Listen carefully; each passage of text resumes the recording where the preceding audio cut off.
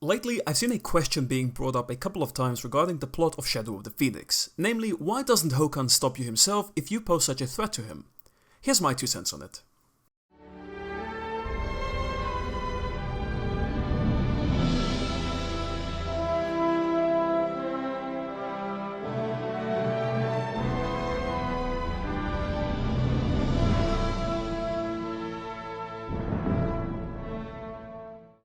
In this video, I want to give you my opinion on the matter and do my best to explain why that's the case, but before I do, just to set the premise.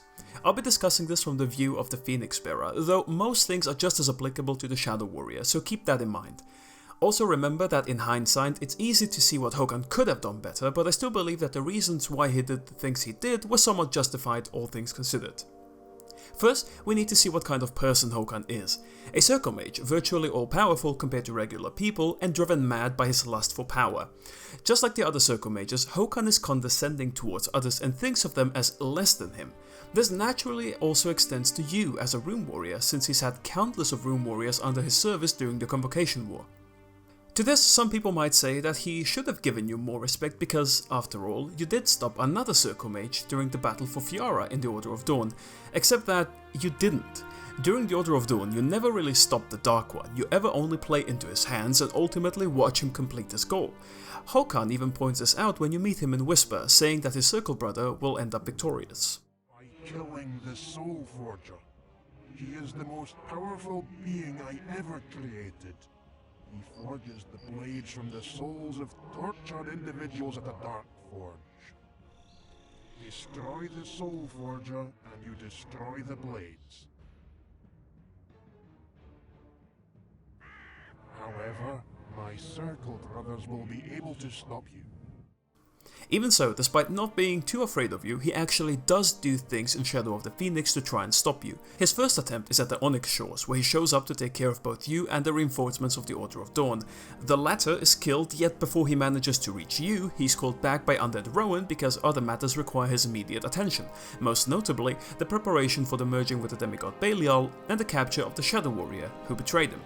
This is where his arrogance comes back into play, because he listens to Rowan and remarks how he doesn't need to take care of you. The Emperor of Imperia, who serves as Hokan's puppet, will do that job for him.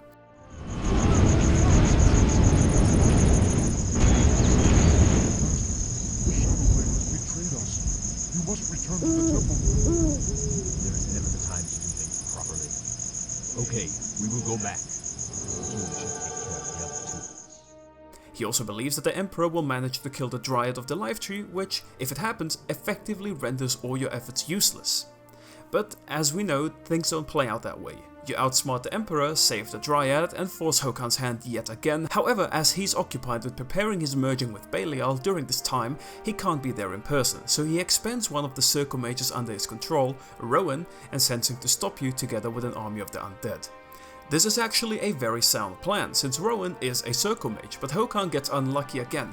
Rowan is able to slightly resist Hokan's control and decides to not use his Archfire against you to give you a fighting chance. If that doesn't happen, you are stopped right then and there, no discussion. And from then on out, he simply sends his forces against you to stall you long enough for him to complete the ritual, which also doesn't work that well, and you end up stopping him.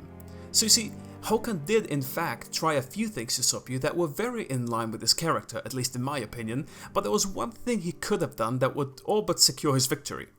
Just destroy a portal between you and the Bone Temple, and you're stuck.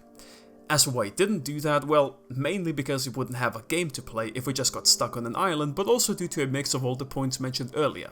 Hokan was busy with the preparation but also arrogant, and he probably thought it would be unnecessary to take such measures as he was confident in his armies to defeat you.